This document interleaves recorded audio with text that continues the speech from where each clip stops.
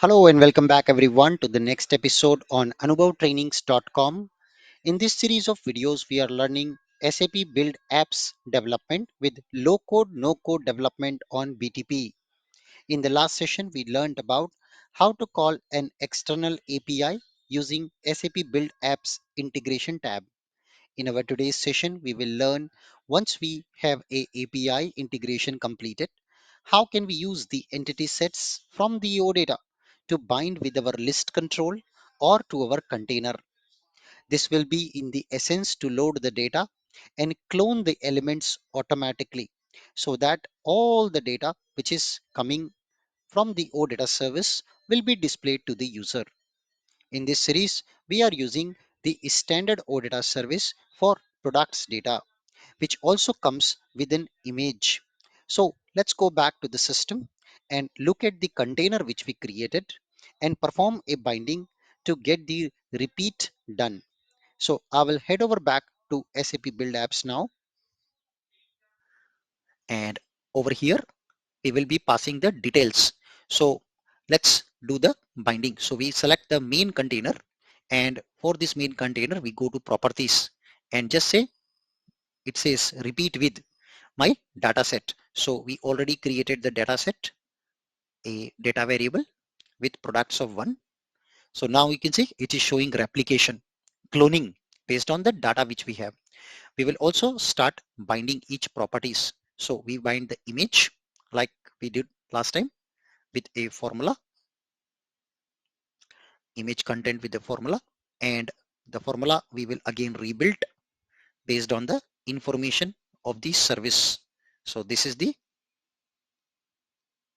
part which needs to be concatenated, and I will just go to repeat current repeat items image URL, bind it. Yes. Then we come to title and bind the data variable, data item in repeat, and I bind with ID of the product. Then I bind the description. So go to description, repeat, and bind with the product name. Then I'll bind with the price, repeat, current, price information, and finally the rating. Go back. I don't have rating data, so I'll bind it with the name of the supplier.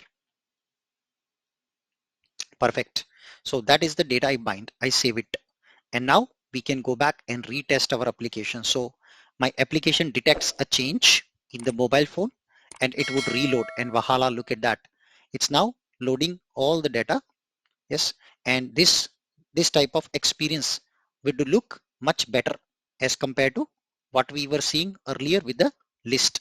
So you can already see it is taking a little bit of time to load the data, but the experience looks much better as compared to what we were getting in the list control. Now, what would be the disadvantage of this approach? The disadvantage with this approach would be that it does not do any pagination. Now, what is pagination? So often when we use a standard list control here, this list control always have ability to load data chunk by chunk. Imagine in the SAP backend service, we have 10,000 products. Yes. So here we are blindly doing a cloning. We are always saying system to clone the data. So it will blindly create 10,000 objects, which will take a lot of time, and it will also sometimes cause our app to crash. But when you use list control, the list control always have pagination capability. Yes, it will always do the automatic pagination. It will load first 10 records, and when you scroll down, it will load the next 10 records. When you scroll down, it will load the next 10 records.